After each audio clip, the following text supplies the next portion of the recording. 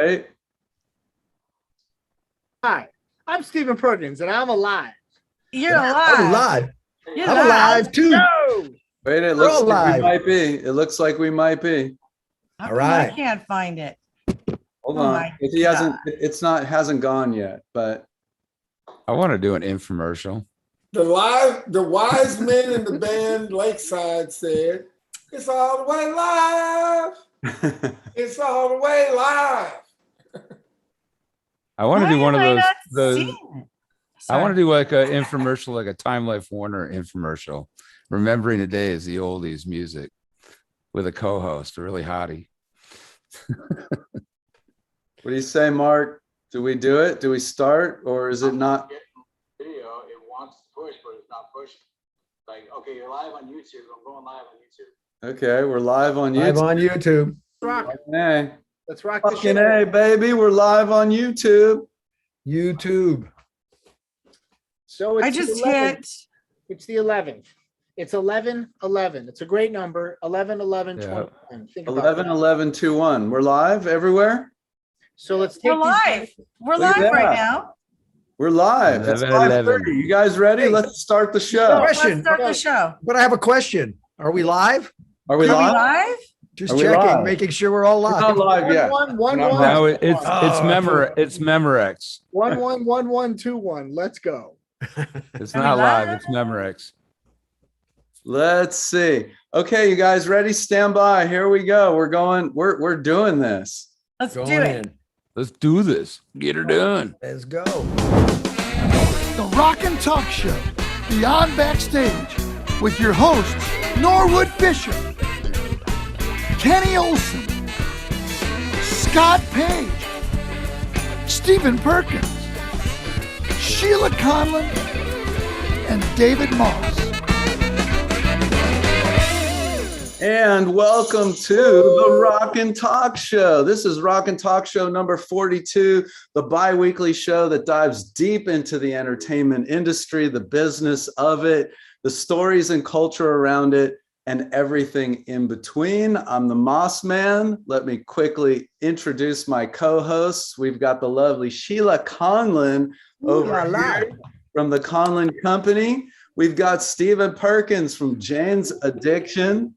Kenny Olson, the Twisted Brown Trucker Band, Scotty Page, Pink Floyd, and last but certainly not least, Norwood Fisher from Fishbone. Happy Veterans Day, Yes. everyone. It Yes. is November 11th, 11/11/21.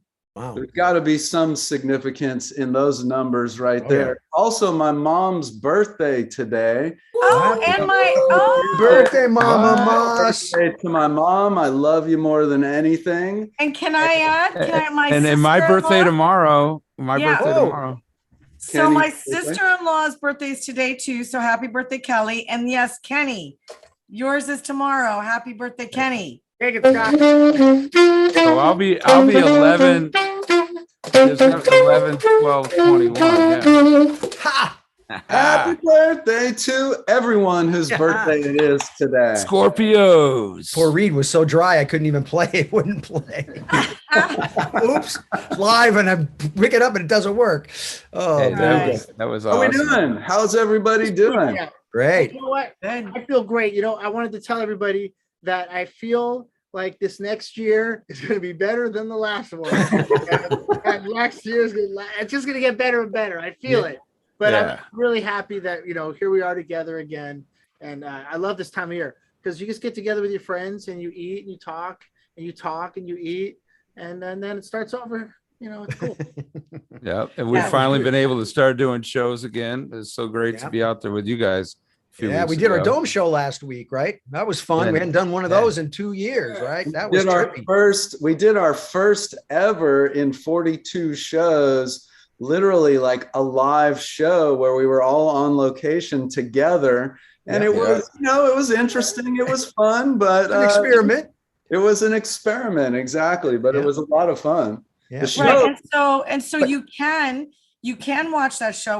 We're calling it a special because we were live at the Wisdom and it was beyond backstage for real. We really were there. Yep. And Scotty was all over the place with his camera and sound check, and we got to see all the craziness going on. Yep. We got to talk to Sean Ahern and Stephen Powers. Yep. And then who was our special guest? Ooh, that was the best part of the whole show. That's true. I could not believe we had a ringer come in to really make the show rock. Yeah, it was great. And it's always fun. We love young talent. And it was wonderful to have our very own Mr. Stephen Perkins' wonderful son, Eden, sat in with us and played with us. And that was a trip. That was really fun. I have a little clip, but Perk, talk about what it's like to have your kid on stage with you. First of all, I want to thank you guys for welcoming my son into a band of professionals. All right, we're real professionals. We get it done. and he showed up and he felt great because Derek set up his guitar rig, Kenny tuned it, Norwood moved everything out of the way so he'd have his little spot. And he has this feeling like, you know, if you prepare, you'll get it done, you know, and if you fail to prepare to fail. He knows that. So he prepares. He really knows how to prepare for it. And it feels great. Because it wouldn't matter what you do with your kid, if you're playing catch with a football or possibly running on the beach, you have to hold back a little. But when you're playing music with your kid, you don't have to hold back at all. I play music with Kenny the same way I play music with my son. Right. And, Wow. you know, so I can really give all of me. And guess what else? Cool. Guess what else he got? What else? He got the VIP treatment for his guests.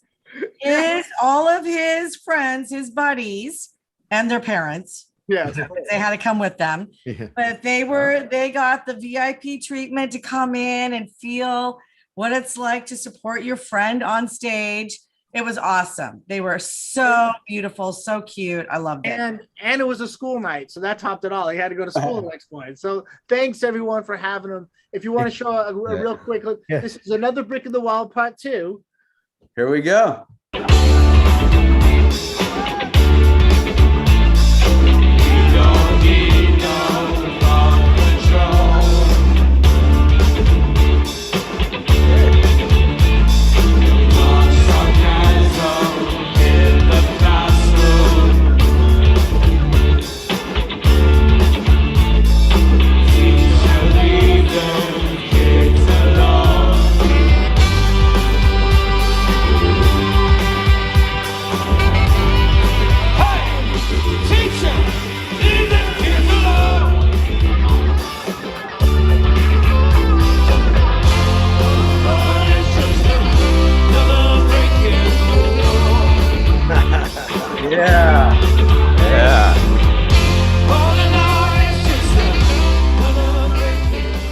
Yeah, there it is. Eden Perkins. You know, I got a comment because my father was a musician, and we've talked about this before. I gotta say, those moments for me as a kid are ones that I never forgot when I got to go do that with my dad. They're like some of the most special moments. So it actually makes my eyes water just thinking about it. It's so awesome. I'm so happy we were able to help that happen. Well, it's, you know, with him though, he is one of those chosen one. He's very comfortable. Like the first time I got on stage with, we did, you know, Wish You Were Here with us at the Port Winnie, and then this show, comfortably numb. like how he hits, and then Comfortably Numb on the but also, but when he hits that stage, it's just like he straps that thing on, like he's no fear, definitely the lefty, you know, he's there. Like that video that Perkins, you played for me that one time when he had that original thing and he set up his own camera, shooting up at him with the lights and stuff. It's like doing this whole Pete Townsend thing. I wanted to share this. I want to share it with everybody, and I want to share it over and over. And I told him, and I'll tell myself this: no fear, no envy, and no meanness. Do not be mean to people. Don't fear, and have no fear, and don't envy what other people have. And with those 3 things, go attack life, but you know, with a gentle soul. And so there it is. No fear, no envy, no meanness. On with the show. Woo! On with the show. That's good advice for everyone. The show must go on. Yeah. Yep. Well, okay, so Moss. last week we have to thank Sean Ahern and Stephen. I don't know Stephen's last name. Powers. Stephen Powers from Wisdom, LA. Cool place, right? Us and and helping us do our first live remote show of the Rock and Talk Show. Yeah. So that was not our last. No, and we're going to start where I guess we're going to have some more shows coming up next month and following month. So if anybody that hasn't done one of these dome shows, I guarantee you it's a totally different experience. It's well worth it. And so we'd love to have you come out, and when you come, make sure you come up and say, hey, we watch you on the Rock and Talk Show. And speaking of shows, Norwood, you got a show tonight. Oh yeah, Luis Aliart. Me and Luis. I'm playing Luis Aliart tunes. Good. At the Trip in Santa Monica. Like, soon as we're done, I gotta go to sound check. So I'm gonna head out and I'll meet you over there for sure a little bit later. That's a fun band. I get to play with these guys sometimes. It's fun. And Wet Daddy John Stewart will be on drums. Oh, yeah. So that'll be a fun show. And Jay O'Keefe, right? Yep. Is Chuck Boogie playing? No, I don't think Chuck. I think it's two guitars this time, right? It's two guitars. I don't think Chuck Boogie's on the gig. This one. Chuck's the man. That's so much fun playing with him.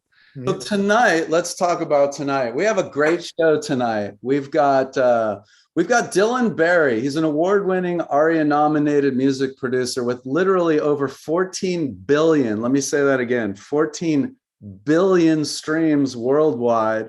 He's SoundCloud radio host and owner of Smash House. It's a disruptive tech platform directly connecting music makers to the largest media companies in Hollywood and beyond. Yep. And we're kicking off a new segment tonight on our show that we're going to do every show, where we introduce a new up-and-coming artist to perform at the end of the show.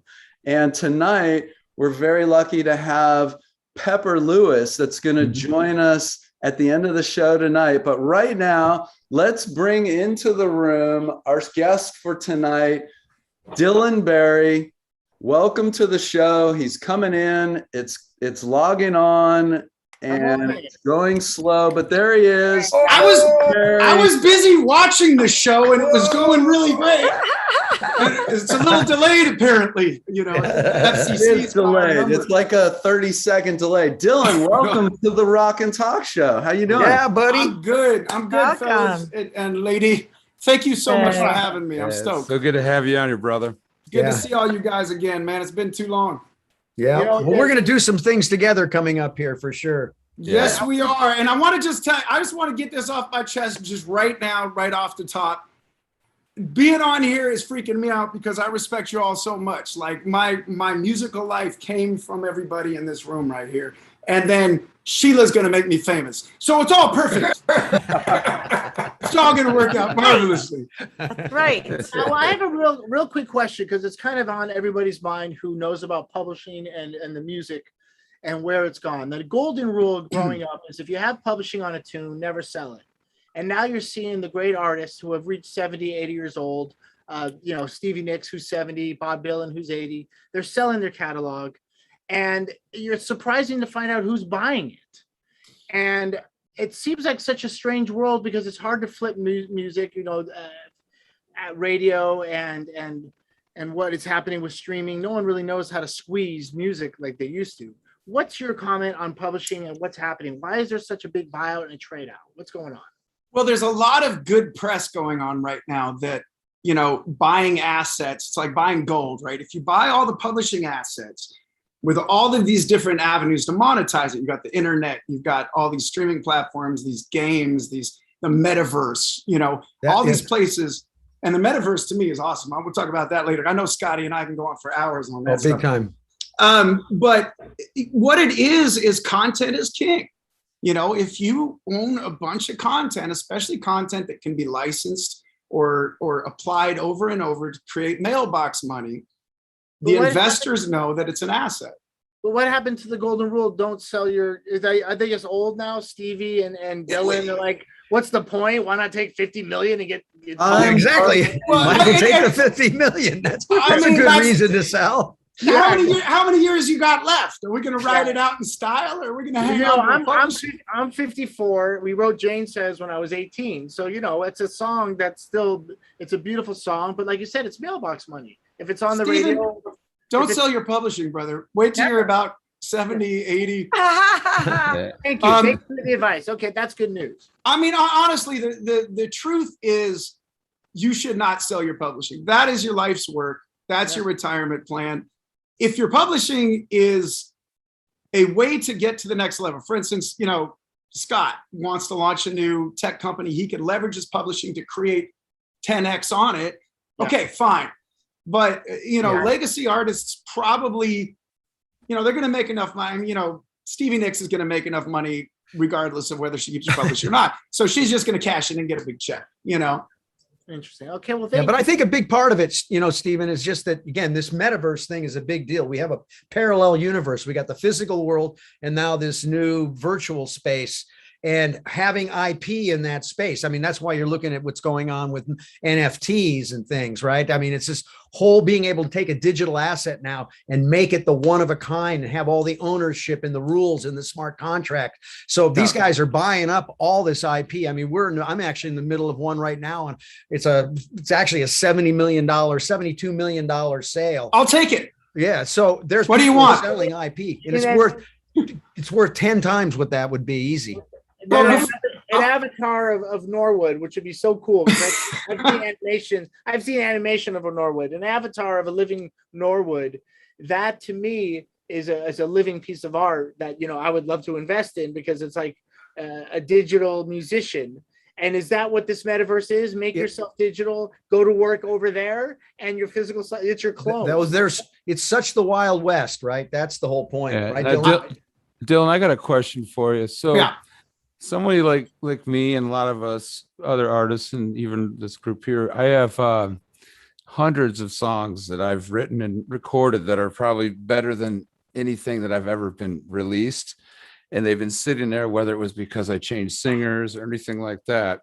Do you think there's a market these days for people to like come out with a lot of unreleased stuff for, you know, people that have been, you know, already established in industry that have a fan base out there, but there's a whole bunch of music that they've done in the past? Is there a demand for that yet? Or is it still kind of like what's present? And is it going, you know, what do you feel about like that stuff? Because there's so many artists that I know that have just such amazing music that's never been heard by anybody.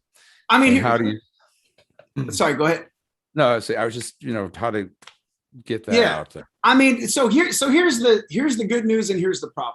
The good news is there's more media outlets and ways to monetize music than there's ever been, right? You've got thousands of cable networks, streaming platforms, TikTok, Spotify, right? All these different ways that you can make trickle down income from your music. The problem is there's also more easily accessible ways to record. So every dick and his duck is making music, right? Yeah. So there's this huge problem with too much music in the space, and curation becomes the value player. That's why Spotify succeeded from a guy who never played any music, makes more than Paul McCartney, whatever. But that's why he makes so much money, is because it solved a need, which is, I don't want to dig through this shit. Where's the good stuff, right? Yeah. Your music's good, obviously. So if you were to monetize that, you have to think outside the box of normally like, okay, I'm going to go license this to a TV show, get 1 or 2 syncs. You have to think, okay, how do I diversify what I've got? Let me take a portion of it, put it in a production music catalog or something where someone else does all the marketing and hustles it for the next 10 years. Take a minority share because you saved on the marketing, the infrastructure and the back office to support that. You take some and you try to leverage it as your premium content. You know, maybe you've got some stuff for some different rock stars. You can get a $20,000 to $150,000 license for it, but you got to get it to the right people. Yeah. The other thing is there's millions of fitness videos and people at Pfizer that are licensing for $400 a track for people rehabilitating themselves, you know, with whatever they've got. A lot of people don't think about that. Scotty is very clearly on top of tech. Like if you talk to this man, I think Scott's a mad genius. Thank you very much. The metaverse has massive applications, right? And you can channel what you got. You can channel, you know, your bands and bring people to you to leverage that music for money. Yeah, I think, you know what, truthfully, I believe this is the greatest time in the history for the independent artist ever because of because of NFTs and how it ties to the blockchain and the ability of what the blockchain does to manage the rights and, you know, all that stuff that can be put in. So but the real deal, I think, for Kenny, which what's nice about this, you've got all this music and it's unencumbered, right? So it allows you to tell and start mashing it together with somebody, where what you might want to do is find a great artist, a painter or a video guy or somebody, where you mash your stuff together and then you can sell it. Because what's so beautiful again about the blockchain stuff is, remember, your wallet sits there. Every time it's sold, the money shows up in your wallet. So there's no middleman anymore. You never have to go to the label and say, hey, where's my money, right? It just happens. So I think let's ask about this. Is this how Smash House works? Because this is your company, Smash House, and you know, the reason why you started it. So is this similar to what Scott is saying? Yes, we're different. We're saving the world. But we have one question on Scott. I'll explain it to you. Thank you, Scott. But I wanted to ask something before we go deeper.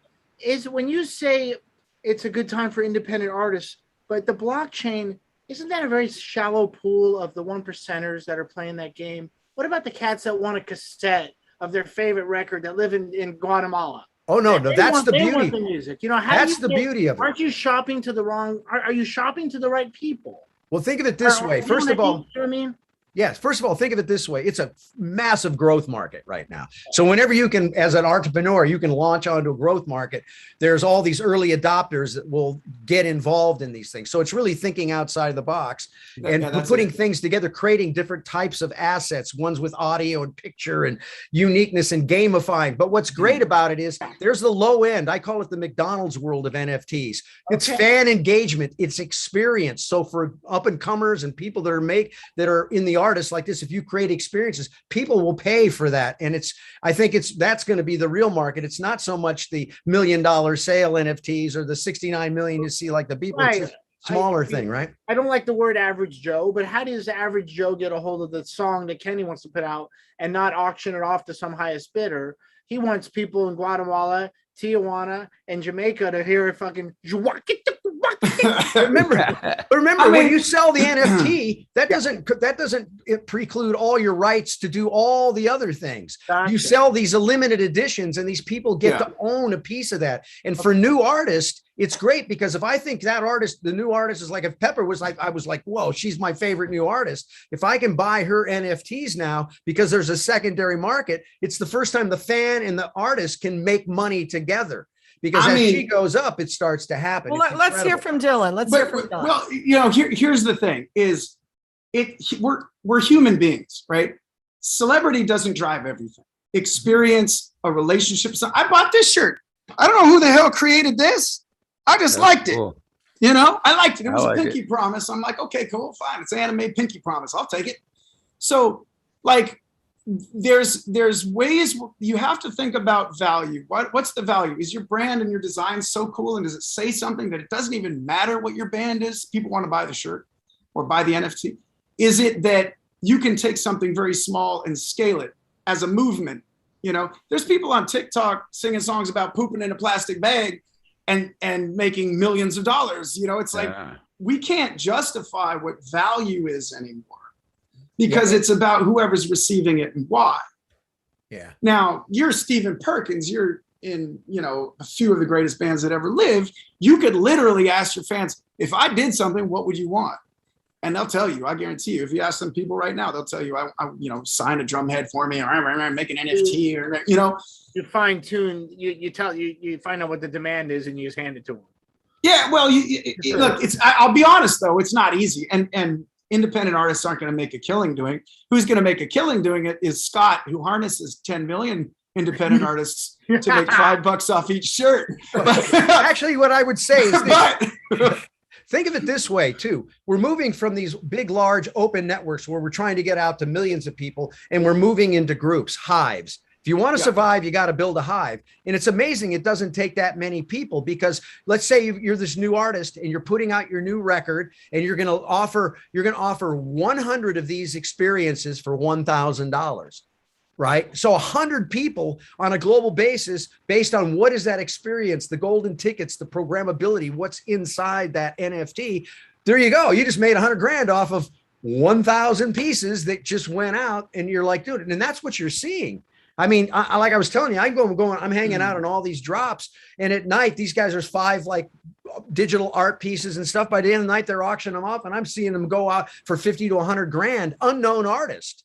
But because it's a cool thing, right? Good story. But to put this in, to qualify this, Stephen, it's still a marketing job. Yeah. Right. Most musicians aren't great marketing people, and they're not going to succeed at this. You have to be good at marketing in one way, shape, or in my estimation. I could be wrong. I mean, there's always an excuse. There's always an accident for everything. But no, you're right. You're right. NFTs are interesting, but you got to create a tribe. Like you said, it's a tribe community. Create your tribe and feed the tribe with what they want. It's always the story.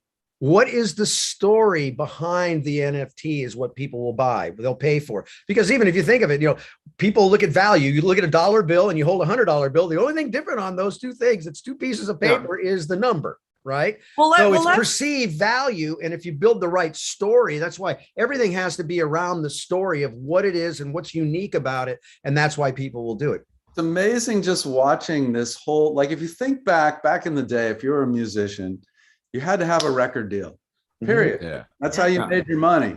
Then MySpace came along, and you had widgets, and you had those bands, and that sort of leveled the playing field. And it made it possible for the small guy or the average Joe, to take Stephen's term, sort of look as good as anybody else on the internet.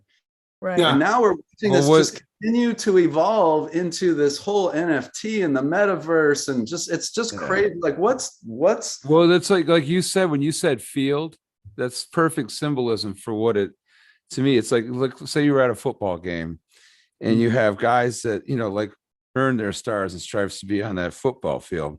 Just like back in the day, to get a record deal, you had to go through, we had to go through a lot of rock and roll boot camp to be discovered.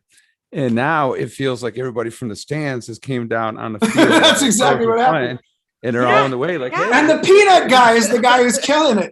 The guy could toss the peanuts. But at some level, it's still the same game being played, right? Because Robert Johnson had a great idea, and he chose his songs well, and he created a cosmology that lived through the rock and roll to this day, right? Little Richard, he actually knew how to market himself. Yep. Right? Like he was actually a great marketing guy. And throughout rock and roll, there were people, some people do it really well, and some people have a team, which we're talking about a tribe, that actually killed the game, because maybe the Beatles wouldn't have did it well themselves, but their team crushed the game. But let's talk about that Fishbone. Yeah. Right. Yeah. Every single one of you and Angelo are iconic figures, right? You guys, and it's like Fishbone, right? What you wore, how you acted, like the whole thing. To me, I bought into that shit because you guys were my favorite band back in high school. I used to wear, like, can you imagine my little white ass running around dressed like Angelo in high school? I mean, it was silly. Like, I went to Bainbridge High School. I can't imagine anyone running in Seattle.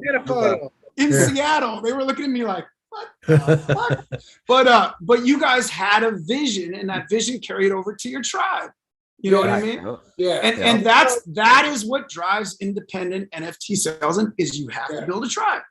That's the story. So look at this. You see this thing here? These are called Bored Apes. Yeah. And Bored Apes, these are selling for hundreds of thousands of dollars. Makes no sense. Hundreds of thousands. Yeah, but I mean, you can go to you can go in Paris to a museum and see a painting that just has a line across it, and that's for epic art piece. I mean, who knows what it means? But I think if you listen to Jerry Garcia said it, man. He saw Woodstock. He said, you don't see this many people together unless it's a battlefield. Music brings people together. You don't see that many people staring at a Picasso. We've all seen one, but it's not like a rush to go to the museum and get a line of 1 million people to jump up and down a Picasso. Music does it. And like you said, you see Norwood or you see Angelo. My friend asked me, what would you like, fame or fortune? I said, well, what are you famous for? Are you famous for making people jump up and down and go happy, like Norwood and me and Kenny? I'm famous because of my fortune. We're making People famous for their fortune. We're famous for making people happy. Yeah. And move the hips. And that's the best thing to be famous for. But of course, fame doesn't pay the bills. You need to have a fortune. Right. But let's go back a minute to what Dylan said about Norwood and dressing up as Angelo. You guys have a connection here. What happened? And Dylan, we didn't say, where did you come from and how did you end up in this music industry? Who are you? Because of that guy right there, Norwood Fisher. Took my family's still pissed. Anyway, I was actually back in 90, and I'm dating myself, but back in 95, I was in a band called The Day I Fell Down. We got signed to Sony. This is 94. I was like 19 years old, 20 years old. Got signed to Sony, and it was this like hot shit, odd meter, grunge meets Queen band, and I was the little drummer who was like drumming an odd meter. And then it was miserable because the lead singer was oppressive and just a total, I love the guy. And if he's watching, I'm sorry, but you were an asshole. Anyway, moving on. You got LSD, lead singer disease? Yeah, dude. This guy was like, hit the hi-hat here. And then the ride needs to ping on the 4 of the 8. I'm like, fuck you, man. Anyway, so I went and saw Trulio. My brother, Sam, who I think's watching tonight, snuck me into the Phoenix Underground. Oh, yeah. And Trulio was playing down there, and I rolled in, and you guys were kind of halfway through the tour. And I bumped into Angelo in the hallway, and of course, I gave him my cassette tape. I said, man, you got to listen to my demo. A fucking cassette tape. And he looked at me and was like, oh, okay. And I said, Angelo, let me sit in.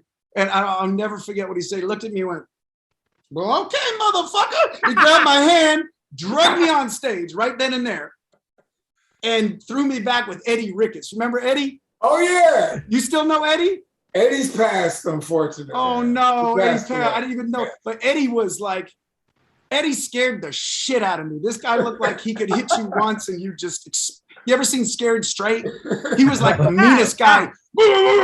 That was like, to me, Eddie, I was like, oh, shit. He was back playing these congas and stuff. And so I snuck back. He kind of looked over like this. And I just started smacking on cowbells and stuff and had a great time, and then ended up backstage. And I'd never really done that in Seattle. I knew some of the rock stars from Seattle, but it was always at the coffee shop, hanging out or something. We never like that. And Eddie got sick. And so Norwood was like, hey, man, like we're going to Santa Cruz, Portland. I was at the Portland Ballroom. What was that one with the floor that bounces? Crystal Ballroom. Yeah. And then we're going down to Santa Cruz. And so I went home. He doesn't even know this. I never told the story. I went home at a garage sale and I sold all my shit, which was mostly like busted up drums and snowboards. And I made $500. I jumped in my truck, which is a beaten up old Mazda. I drove down to Crystal Ballroom. I played, and me and Keithis and Lonnie were over there. And I didn't have any drums, so I went and borrowed like the marching kit from the Crystal Ballroom with the the goat, like the one that they play, and then I went to Santa Cruz with y'all, and then I had to go home, and you're like, yo, if you're ever in LA, look us up. Naturally, 2 days later, I drove to LA. I showed up at the Nutsactor 5, right, which is the studio. Bro, and Nutsack. The Nutsactor 5, that Nutsack was like right underneath. What's the name of the hotel that's there? The Holiday Inn, right? The Holiday Inn, Hollywood and Highland, dude, right there.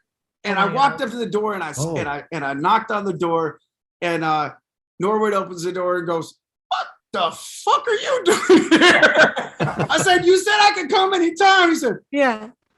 Well, you might as well come in. Might as well come in. What a story. That was wow. It. Then I just hung out with Norwood, and those guys was like, they were so kind to me to like let me hang around, and I learned a lot. There was always a very colorful parade of people and porn stars and George Clinton's walking in. I was just blown away. I was done. I was like, I'm never leaving the funk. So that's where I ended up. Been in LA ever since. Wow.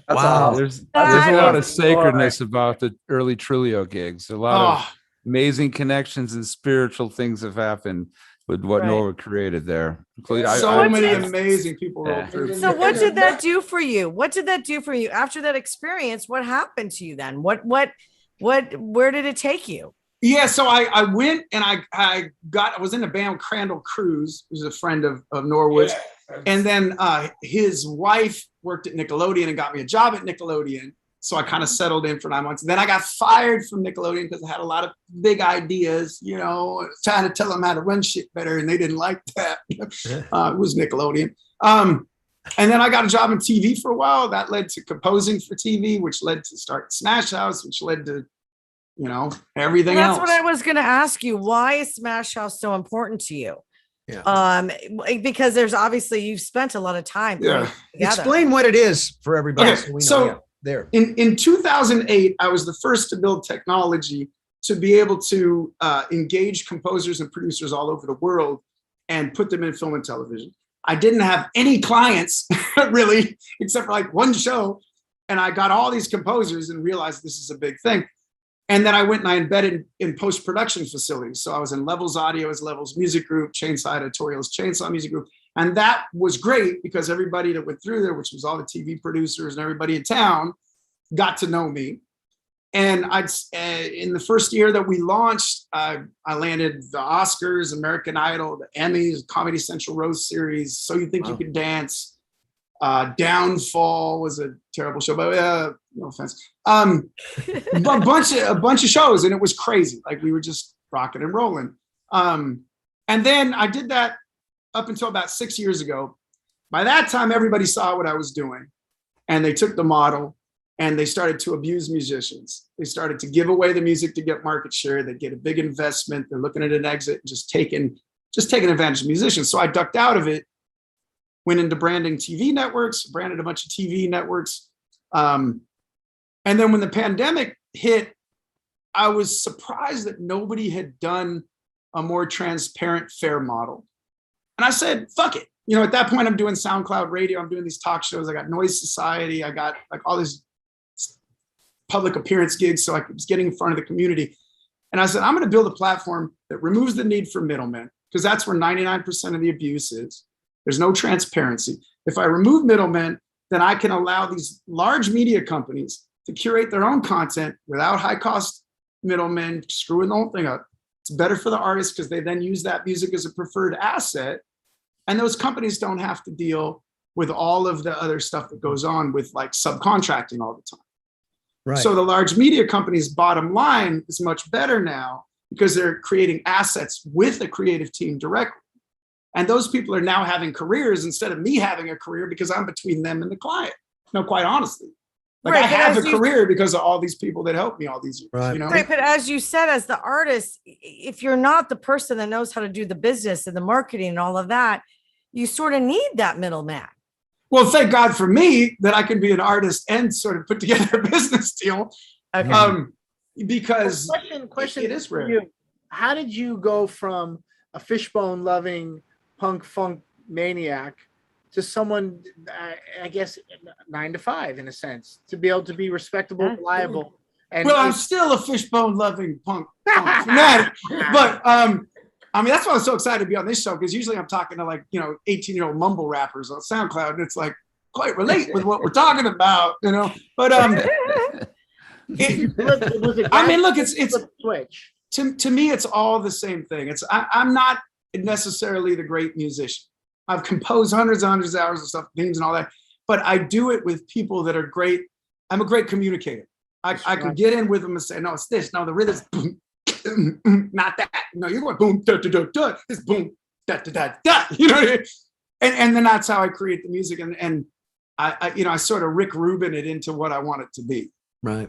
And what's the bit? Oh, I was just curious. What is how does the business model? What's the experience for the artist? Do they go to a website? Do they do the thing? Do they have their own profile? Do they set up their stuff? Do they upload? What is it? And how does the business model work? Well, first of all, the best thing I could come up with that could still be a business is just a software as a service business. Okay. So I'm sort of like Dropbox means SongSpace or Disco AC, right? I just charge for storage and for the tech tools needed to reach people.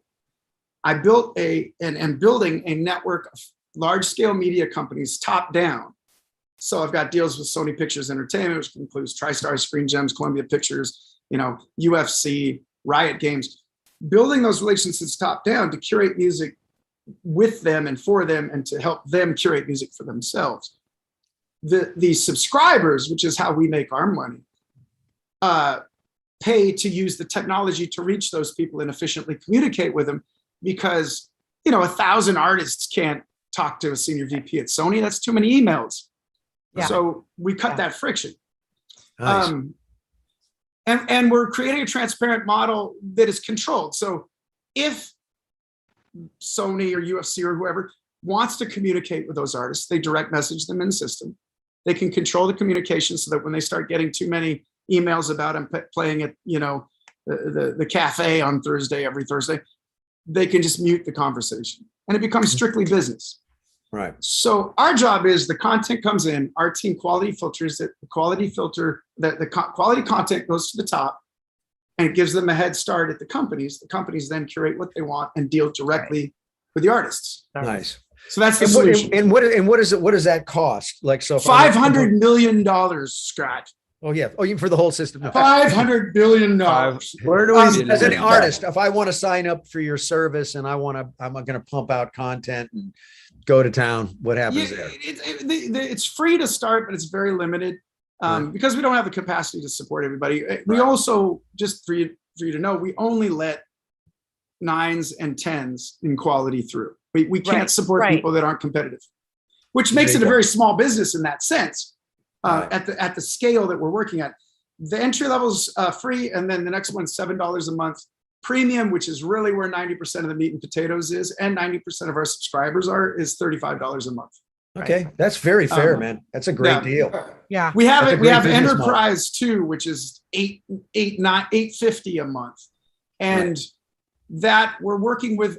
I do a lot of sync strategy, so that's more of a consulting gig that also taps into the system. So they get some hours of consulting with that. Is that the idea? Some communicate, like real live kind of stuff with you? I make them their money back and then some. That's my goal, right? And I work with them. And this is something that, Kenny, let's talk after this. We're friends. Let's sit down. There's a lot of strategy involved in sync. And like for you, for instance, one of the things that I think Scott was getting at earlier is you can take parts of your songs, create sample packs and create these things and slide them to engineers that do the top records that slide you into the record and get you a piece of writing and a piece of the publishing. I know guys in Denmark that have never met an artist in their life that have 20 cuts of major label artists and are making, big money because they sent over, like Philip Lassiter, from Power Generation. He just did a bunch of sample packs with the horn stuff and people are eating that shit up, Right. He's a good buddy of mine. I love that. Phil and I have a producer team together. Yeah, he's my good buddy. Did you ever hear the Los Federales, the production team we're doing together, which is hip hop over a gunslinger. I talked to Phil a few months ago. We talked quite here and there. We both, when I quit Kid Rock, moved to Nashville, Phil and I were playing together down there, and it was a pretty cool band. Billy Bass Nelson would come out, play bass, Peter Keys. It was Billy Bass rolled in once with Trulio, and I was like, dude, this is crazy. Yeah. And Peter Keys is a monster. Oh yeah, Peter was on keyboards, Phil Lassiter, and we'd have Billy Bass. It was a lot of fun. He's got Field on drums. Let me plug Phil because he's got a record release party coming up at the Troubadour on the when's Thanksgiving? 25th? 25th, yes. I should know that. 26th at the Troubadour. 26th? And I'll be down there and everybody's Noise Society's rolling in. Okay. Yay. Go check that out. That'll be a good gig. We got our new artist coming up pretty soon. Yes. And I wanted to ask you a little bit about new art, new music. When I talk to new musicians, they ask me if there's any advice. And I said, look, don't worry about getting views and likes and followers. You got to stick to your guns. When Jackson Pollock started throwing the paint, he had 100% haters. No one liked him. Right. And that's, he wasn't looking for people to like him. He needed to throw the paint because he needed to get it out of his system.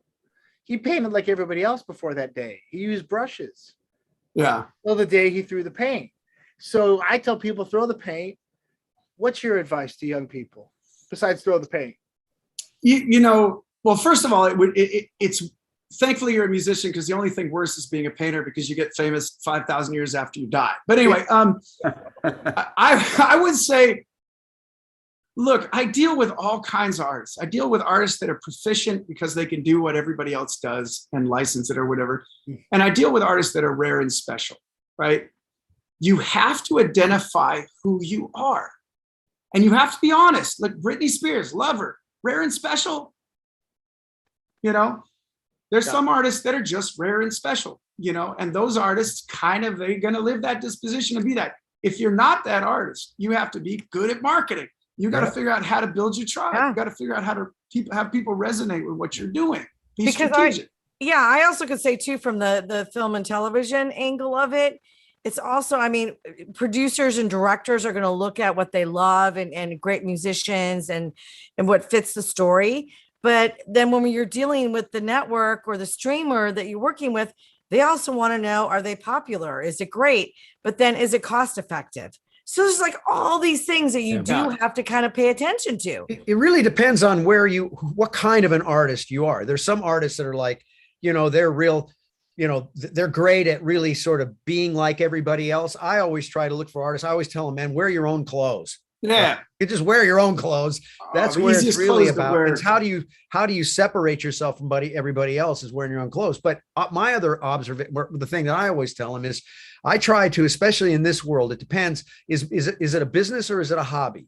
If it's a hobby, if it's a hobby, then you can just make stuff. If it's a business, it's got to make money, right? That's how the definition of business. Period. So artists have to either take an entrepreneurial spirit and figure out how to basically make the art of business as much fun and as exciting as the art of making art, right? And but it's different kinds of people. It's different strokes for different folks, right? It's like speaking of art and artists, we are getting down towards the end of the show. Like time is just flying by. We could talk all night long. It goes by. I know with Dylan, we could talk. Let's keep going. We got my special juice. But we could do a whole Dylan series. We do have. Let's make it happen. Our new up and coming artist, Norwood. You wanna throw us out some info on Pepper Lewis? All right, we got a young East Coast, 21 years, I think she's still 21. She was 21 when I met her. Pepper Lewis, right? She's an incredible songwriter, vibrant singer, amazing personality, and a mutual friend and her manager, Stephen Sloss, connected us and we hit it off, and I had the great privilege to play bass on quite a few of her songs, and put that Norwood feel on some already well-crafted tracks, and it made for a great marriage. So I'm really happy to have Pepper come on here. Thank you so much for having me. Hey, Pepper. Hey, Pepper. Pepper Lewis, welcome to the Rock and Talk Show. Yes. Thank you. It's an honor. Norwood. We're honored to have you. Oh, well, thank you so much. I'm just very honored and very excited to be here. Yes. So Pepper, tell us why. Well, first of all, you're how old right now? 21. 21. So what got you into the music business? Ooh, when I was like 17, well, I've been singing since I was like 6 and writing songs since I was 12. And then I started writing good songs when I was 15. Took a while. And then when I was in high school, I started taking like music business classes, and I just started to make a spreadsheet of every single A&R manager, musician, person that I wanted to learn from. And I just would be in everybody's emails all the time, like, can I pay for an hour of your time to ask you questions about this, and that? And everybody was always very kind to me. I was very lucky. Wow. That's awesome. great. How'd you meet Norwood? How'd you come across and cross paths with Norwood? It's such a good question. Norwood, do you want to answer that or should I? We want you to answer that. You answer. My manager was Fishbone's tour manager for a while. Is that right, Norwood? Yeah, he was a child when he came to us, old, cantankerous, grumpy man. We trained him well. Yes. Yeah. And I told my manager, like, I really want to work with like musicians that I really respect and like musicians that I learn from and that my influences learn from. And like Norwood was one of those people. And I was going to say, how did that happen? How'd you get Norwood? If that's what you were looking for. Norwood's influenced a lot of people. Telling you, Norwood, he brought me in the game. That's what he's good at. He's the Pied Piper, man. This is so great that you're our new artist. Yeah. And Dylan, who we've all known forever. Who's old artist. Well, now he's the older artist, but he got his start through Norwood as well. There's something about Norwood. Hey, it sounds like a movie. That sounds like a movie. I was going to say that's a TV show. About Norwood. Something about Norwood. I think we. Yeah, I met sitcom. him. I met him. He nailed it right there. 1986. I met Norwood. I was 17, and what I thought was cool was just blown out the door when I saw Norwood and his brother. I went, "Oh, that's what cool is." Okay, I gotta rethink this. Oh, for hell yeah. I have to say, like when I came out from the LA from Detroit, the Chili Peppers were playing a lot in Detroit, and Flea told me, he goes, "You got to go meet Norwood." And Flea started talking about, he goes, "My two favorite bass players, or three," I said I learned was, he said Billy Bass Nelson Bootsy. He goes, "But Norwood Fisher taught me the most," and he goes, "You got to go meet him." And I went up to the Club Lingerie and. Yeah, and that was that. And my drummer Scott Garrett was up there playing with him, and Norwood's been my brother ever since. I still forgive Norwood at the times when he came out in a towel and his girlfriend ripped it off on stage. I still forgive him for those images I can't get out of my head.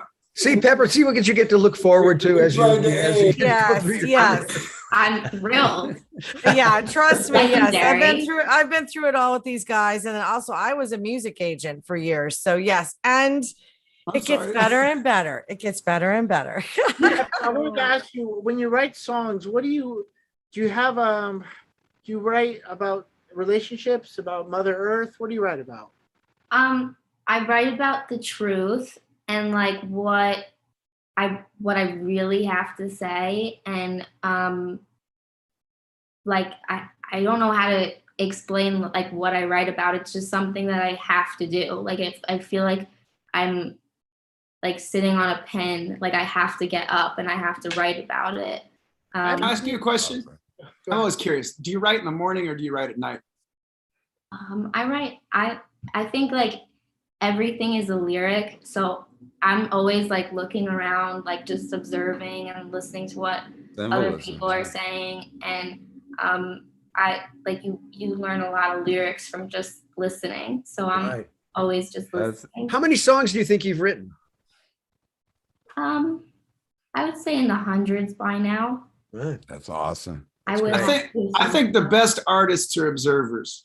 Yeah, so that's a beautiful thing to do. Exactly. I was just gonna say that you're right, because like Tom Waits, for example, he's one of my favorite lyricists. And he goes down and sings out on Skid Row with homeless people to get inspiration, writes things down on napkins and sorts his thoughts out. Or Joni Mitchell, another person who writes from that same, Bukowski. Tell us about the song you're gonna sing for us right now. Norwood plays bass on the song naturally, because Norwood is everywhere all the time, and we love him for it. And it's about like growing up in influencer culture and like celebrity and greed culture, and just that it's so like it's so empty, and it's so like it's just I just sing the songs because I can't even describe how gross it is to me.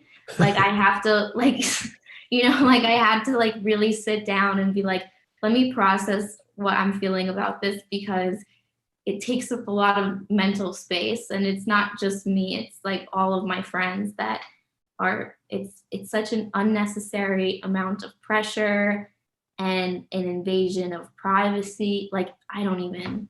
Oh, I'm so proud you're saying that. Yeah. What is the name of the song?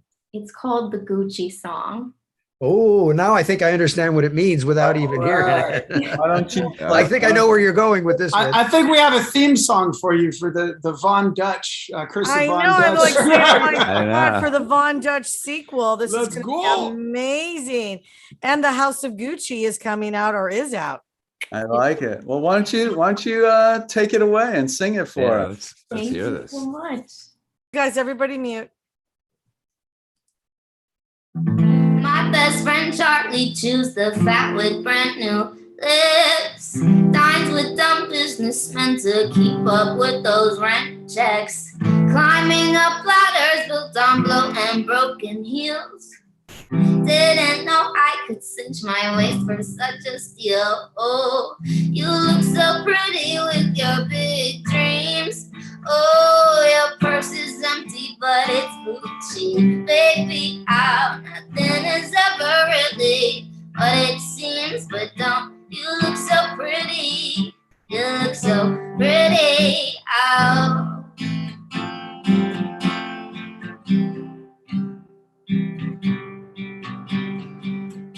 My older sisters live at home in Forest Hills. Their bodies binging off of fumes and diet pills. Slur on the subway while they play so elite. No one on short cause they work everyone they meet. Oh, you look so pretty with your big dreams. Oh, your purse is empty but it's Gucci. Baby, out, nothing is ever really what it seems. But don't you look so pretty? You look so pretty out.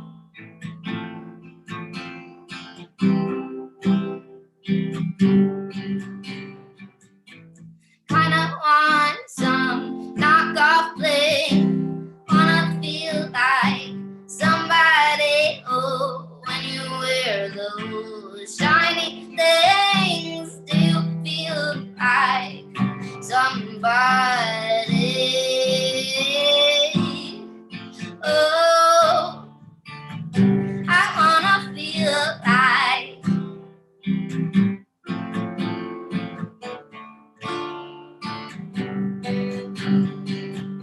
you look so pretty with your big dreams. Oh, your purse is empty, but it's Gucci.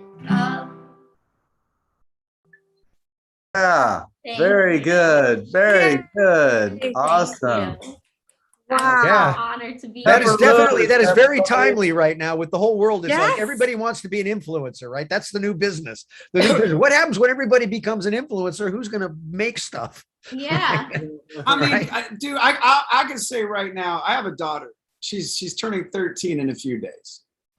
And the amount of stress that she has inherently just from showing up, just from showing up. Because when I was a kid, you showed up, if somebody wanted to bully you, they came at you and you had a knockdown and then you hugged the day later and it was done. Now it goes viral. Everybody in the school is texting about it, and it's all this pressure and all this evil influence. I think So I I'm just with you. can't imagine. Like what a crazy world to grow up in. Oh, these kids these days. I know, it sounds funny.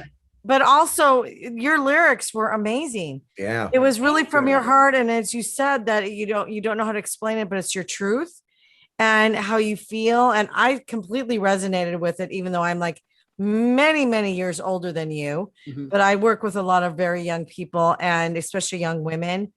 And that was beautiful. Yeah.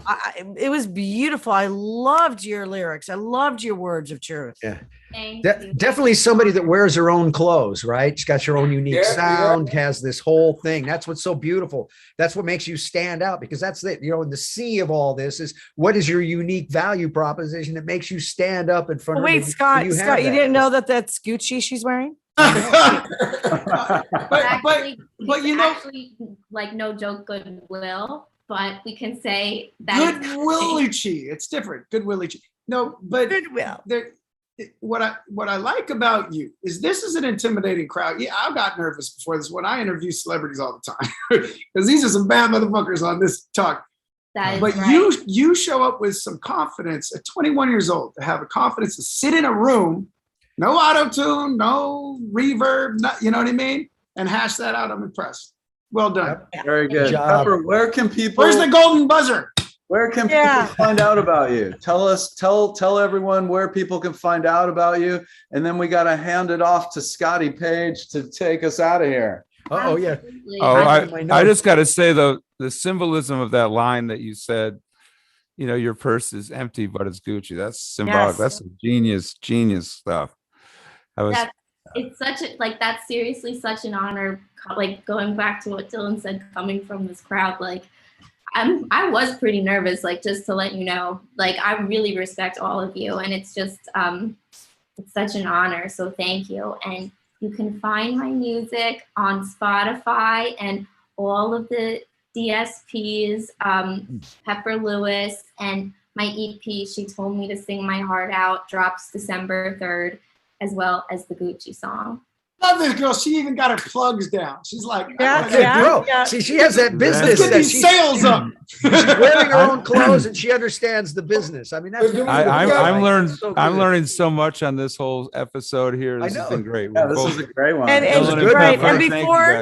before we close out, Pepper. Yeah. Please explain the title of your EP. Oh, the title. Well, my mom, when I was 15, passed away from lung cancer, and she told, like, she left me this voicemail when she was too sick to come to one of my open mics. Like, you know, you go up there and you do your thing and you sing your heart out, and I will see it. And it plays at the end of my EP on a song dedicated to her called Lisa's Song, and it, like, kind of rings out at the end. When she said she told me to sing my heart out. So it's dedicated to her. And beautiful. Oh my God. That's awesome. Beautiful. That's what it's about. That's why we do this. Beautiful. Thank you so much. Yeah. Oh my God. Thank you, Pepper. Dylan, can you give us your socials and where to find you and who you are? Yeah, it's DYLANBERRY official. So Dylan Berry official. And that's all over the place and on all the social business. But also Smash House, if anybody's interested in exploring Smash House, we're looking for great creators. So I think you got one right here. Pepper, let's go. Yeah. Exactly. I got you, Pepper. Dylan, I will approve. I can't wait for us to be able to talk more. This is awesome. Wait, hit me up, Kenny. Let's do it. You know, one more thing before we move. Dylan, you did something for me, which you connected me with Verdine White of Earth, Wind and Fire, put us together on your Bomb Pop radio show, and we got to jam. I got to rock with Verdine White. And as a kid that grew up listening to Earth, Wind and Fire, how epic that was for me. Thank you so much. Dude, it was my pleasure to be able to, as soon as I met with Verdine, I was like, I got to get you in Norwood. I was like, but I still have a track that you two recorded on. I have a Verdine White, Norwood Fisher track, two bass parts. Wow. I do. No way. Hey, Steven, we might have to put some drums on this shit. I want to play guitars. We got to put some guitars. Double drummer, Let's finish the track. Yeah. Scotty. Oh yeah, I want to play too. I want to play too. Oh yeah, we're on. We're all we're on that, like flies on shit. I want to just say this was a really good show. I think, man, you know what, had such a spirit to it, right? You could feel the energy. I learned stuff, and again, Dylan, that's one of the great things that I love working with you. When the things that we've done, where you've kind of emceed and stuff, you kind of elevate the room with the way you manage things, and we showed again here today. And then Pepper, I'm so happy that I learned about you today too. I think you got a crazy cool career, and awesome. So it was really, really good. And let me see, what else do I have on my thing? I can help you out here. You go. We also want to thank Stephen, Patrick, and Jackie, Pepper's management team. Literally, thank you so much for pulling this together and having you as our first artist, new artist on our show. We're thrilled. And Kenny, if you want to thank our sponsors, and then I'll come back. Yeah, I'd like to take this moment to thank our sponsors. Randy Fuchs, Artist Relations, Lewitt Microphones, IK Multimedia, TPI Films, and From the Earth. And I'd also like to thank producer and director Eric Loy and assistant producer and creative director Mark Armentato. Yep. And Graham Cooper, our editor. Oh, and Graham Cooper, our editor. Yes. Cooper. Right. And don't forget to follow us. Yep. Yes. The Rock and Talk Show on Facebook, on Instagram, on YouTube. And now we're on the C-Suite Network, where you can check us out as a podcast on Spotify, iHeartMedia, Google. Where else? Apple, Google, everywhere. Amazon, Google, Apple. all the usual podcasts. Heard of these. Right. And also, before I turn it back over to Moss to take us out, we are taking a break for the Thanksgiving holiday. So just everybody enjoy, have great turkey, fun with your family, all that great stuff.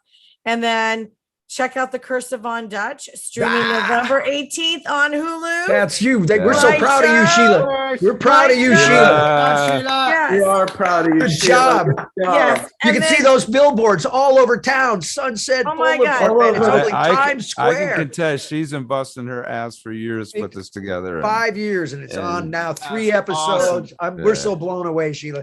I know. And we're all tenacity. going to have fun Tuesday night at the premiere party. And then Hulu is helping support us for our next show on December 9th, where we're going to have special guests from the show. And we're going to hear directly from them what it was like to film this and their stories and how this all happened. And this is so deep in our culture. Norwood is at the center of this with these creators of the original Von Dutch, Mike Cassell, Bobby Vaughn, Stephen Perkins was part of it with Perry Farrell. And a lot of these stories that I shouldn't be talking about right now, that's going to be divulged or revealed in the show. These are all our guys. Kenny Olson, you were part of it with Kid Rock at the ASRs. So this is very exciting for me with everybody here that is a part of what I'm revealing in this show that nobody knows. Oh Yes. my God. Yes. I can't wait to on that note, I'm going to take us out. You guys, Pepper and Dylan, don't leave just yet. Hang tight for a second.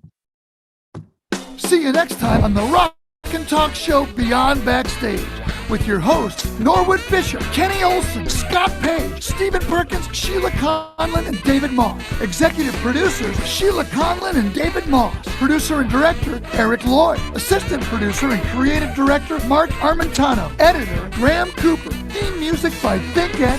Sponsors, IK Multimedia and Lewitt Microphones. Artist Relations, TPI Films. Special thanks to From the Earth, ThinkX, The Conlon Company, and Mac. Check us out on YouTube / The Rock and Talk Show. Facebook and Instagram at The Rock and Talk Show. All right. Until next time, everyone, have a great Thanksgiving. We'll see you in